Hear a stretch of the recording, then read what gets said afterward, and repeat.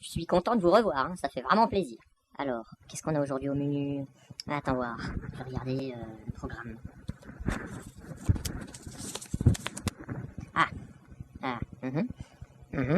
Ok, je vois. Bon bah ça va pas le faire, hein.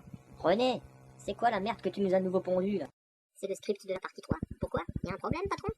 Y'a quelque chose qui va pas? Oui, il y a un sérieux problème. Voilà ce qui est écrit. Les Bogdanov mentent, blablabli blablabla. Ils sont pas scientifiques, blablabli blablabla. Enfin bon, je passe, ok? Donc, je regarde la suite. Et là, qu'est-ce que je vois? Je vois que tu as marqué que France 2 manipule les Bogdanov. Les Bogdanov manipulent, leur tour, les téléspectateurs. Tu vas un petit peu fort là, René, hein? Je comprends pas, quoi. Je comprends pas. Ouais, mais patron, la dernière fois vous avez râlé à cause de la censure. Alors là, maintenant que j'ai enfin trouvé une solution, et ben là, du coup, ça vous convient plus. Alors des fois, faut savoir un petit peu ce que vous voulez, hein. Parce que moi, je commence vraiment à en avoir plein le cul aussi, hein. Ben quoi, c'est vrai, moi je travaille et puis c'est vous qui empochez la gloire. Attention, mon petit René. Si tu continues sur cette lancée, tu vas te faire virer. Bon, je suis désolé, patron, je m'excuse. Bon, ok, ça va pour cette fois. Excuse acceptée. Merci, patron, un petit bisou. Non mais René, je rêve là. C'est pas comme ça que t'arriveras à avoir une promotion, hein. On va peut-être continuer notre enquête là, hein, parce qu'il y a des personnes qui attendent là, hein. Ok, patron. Je résume vite fait la situation. Donc, France 2 est manipulée, qui à son tour manipule les Bogdanov, qui à son tour manipule le public. C'est pas plus difficile que ça. Je vais quand même faire un mini mea culpa aux frères Bogdanov. C'est vrai que j'ai pas été trop gentil. Louange à toi, Seigneur Jésus. Au nom du Père, des deux Fils, du Saint-Esprit. Amen. Bon bah, je suis soulagé là, mon mea culpa est fait, hein. Ah bah oui, hein, j'ai eu le temps de faire 3 Ave Maria en un temps de planque. Je crois que la télécommande s'impose. Alors, j'appuie sur la touche essentielle et avance rapide. Allez, hop. Alors comment démêler le vrai du faux? François Louange, expert en images, analyse pour nous quelques photos de faux ovnis. Commençons par ces clichés pris par un jeune collégien. Ils évoquent une véritable escadrille de soucoupes volantes. Il se trouve que l'analyse de ces photos permet de montrer de 5 ou 6 de mémoire façons différentes qu'il s'agit d'un faux. D'une façon très précise, ce gamin a collé des petits objets en forme d'ovni sur la fenêtre de sa chambre et a profité du flou ambiant pour faire des photos qui donnaient une impression tout à fait bonne. Alors c'était très instructif quand c'est arrivé, puisque justement je travaillais sur les méthodes d'analyse des photos. On pouvait montrer par exemple que c'était pas vrai son histoire parce que les ovnis étaient censés être beaucoup plus loin qu'un fil électrique qui passait tout près de sa chambre. Or, en analysant de très près l'image, on s'aperçoit que le fil est caché par l'ovni, donc c'est un peu contradictoire. On voit des lois d'illumination qui s'appliquent tout le long de l'ovni qui sont très semblables à celles du bord de la fenêtre, ce qui est quand même une coïncidence intéressante.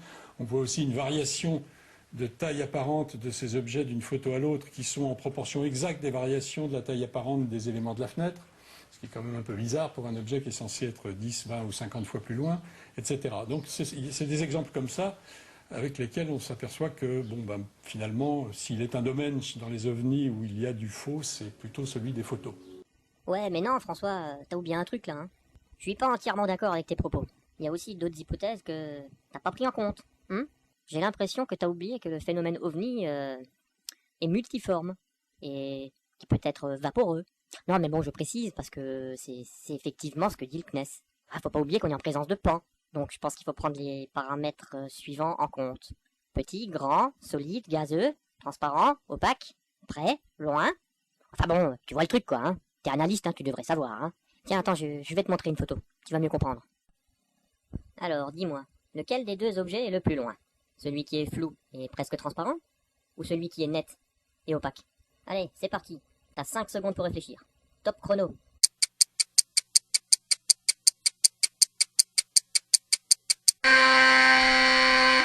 Alors, t'as trouvé? Non? Tu donnes ta langue au chat? Eh bien, ces deux objets sont de la même taille et à la même distance de l'observateur. Sauf que un objet est muni d'un système furtif. Donc, ça laisse apparaître un flou artistique. Enfin bon, hein, on peut penser à beaucoup de choses dans la furtivité. On a eu des bons exemples avec les militaires. Ils savent comment faire, eux. Faut être un petit peu plus vigilant à l'avenir, car on sait jamais. Un nuage peut cacher quelque chose de solide. Ok? Allez, juste pour le fun, un autre exemple. Top chrono, c'est parti.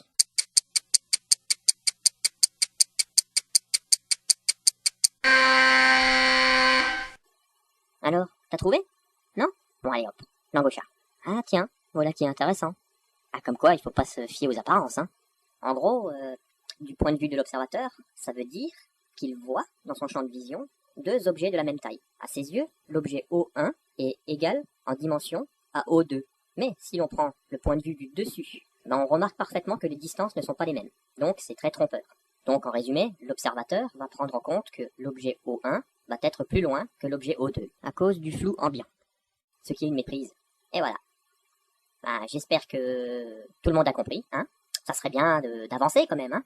De changer, comment dire, de concept de vision. Attendez, il y a un autre exemple beaucoup plus facile. Attendez, je vais vous montrer. François, tu peux aussi regarder, hein. T'es pas exempté, hein. C'est marrant, patron, ça me fait penser à un truc que je vois tous les jours à la télé. Non, René, c'est pas ce que tu penses.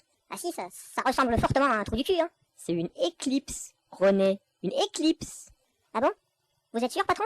100% sûr. Car les trous du cul qu'on voit à la télé, ils ont une autre tronche. Ah ouais, vu sous cet angle-là, vous avez peut-être raison, hein. Ouais. Ah, François, j'aime bien quand tu dis. Finalement, s'il est un domaine dans les ovnis où il y a du faux, c'est plutôt celui des photos. Ça me réconforte, hein. Ah bah oui, hein, car ça prouve que j'avais raison, hein. Car une photo sans spectre et sans autres éléments de preuve n'est pas valable. Donc, selon vos moyens, munissez-vous au minimum d'une bonnette à réseau. Après, pour ceux qui ont beaucoup plus à dépenser, je suggérerais des systèmes beaucoup plus évolués, comme ceux que j'ai évoqués dans la partie 2. L'expertise a aussi montré que cet objet insolite, photographié par hasard lors d'un lâcher de montgolfière, n'était en réalité qu'un ballon d'enfant dérivant à 300 mètres de distance. Et c'est tout l'enjeu de l'analyse de l'image, c'est d'essayer avec des techniques qui prennent en compte le flou, la netteté des contours de l'objet, le niveau de gris de ces objets. Si vous prenez un objet noir et que vous l'éloignez, plus vous l'éloignez, plus il paraîtra clair. Ça permet de faire des rapprochements avec d'autres objets noirs dans le plan. Voilà, et à cela, tu rajoutes l'explication qu'on a évoquée avant. Ah bah faut rester précis quand même, hein. Faut rien oublier, hein. Plan, etc. Alors, à côté des observations explicables classées en A, B et C, il existe donc une autre catégorie de témoignages que le GIPAN classe en D. Ce sont ces observations pour lesquelles on ne trouve aucune explication. Certaines de ces affaires, comme celle de Trans-en-Provence, sont demeurées très célèbres. D'autres sont tout aussi troublantes, mais moins connues. En voici une, toute récente, qui vient de défrayer la chronique. René, télécommande, please. Ok, patron. Merci. L'observation dont Yvan Blanc va nous parler maintenant date de 2007. Elle sera sans doute classée en D, des phénomènes inexpliqués. Elle s'est déroulée non loin du CNES, dans la banlieue de Toulouse. Alors l'observation s'est passée exactement ici. Le témoin est arrivé avec son véhicule ici. Et c'est à peu près à cette hauteur, vous voyez, entre les deux gros sapins là, que premièrement elle a aperçu une guirlande verte. Puis aussitôt après, elle s'est aperçue qu'autour de cette guirlande, il y avait un objet entouré de lumière en forme circulaire de soucoupe à 2 étages, avec des lumières aux 2 étages. Et donc elle était accompagnée de son enfant. Elle a pris aussitôt son téléphone et a appelé sa mère pour lui décrire l'observation qu'elle voyait. Pendant ce temps-là, son enfant était assez émotionné et affolé dans la voiture. Il s'est mis un peu à pleurer. Donc elle a arrêté de suite son coup de fil en disant à son enfant, bon, ben arrête. L'enfant toujours en pleurs, lui disant, maman, démarre, j'ai peur. Donc elle a redémarré, si vous voulez, la voiture. Elle a continué jusqu'à la prochaine intersection là. Elle a tourné à gauche et juste après l'intersection, elle a à nouveau regardé du côté gauche, c'est-à-dire du côté où elle avait vu la première observation. Et là, à ce moment-là, elle s'est aperçue que le phénomène avait complètement disparu. Donc le témoin par la suite a fait un dessin de son observation qui est assez évocateur et assez détaillé. Hein. Dessin que voici donc, qui représente la première petite lumière en forme de V verte décrite par le témoin. Lumière guirlande entourée d'un objet en forme de soucoupe avec 2 étages, le premier ici, le second ici. Et chaque étage étant entouré de lumière orange assez diffuse. La dimension de cet objet était de 5 mètres à peu près, et bon, avec les repères qu'il y avait au moment de l'observation. Et voilà. Vous voyez? C'est avec ce genre d'image et ce genre d'explication que... Comment voulez-vous que les sceptiques puissent croire aux ovnis? Alors, un espèce d'objet circulaire qui fait 5 mètres de diamètre avec des guirlandes. Bah, pensez-vous, ils vont se dire c'est un canular, c'est un sapin de Noël, quoi. Donc, par peur du ridicule, les personnes vont témoigner dans l'anonymat, ou à visage couvert.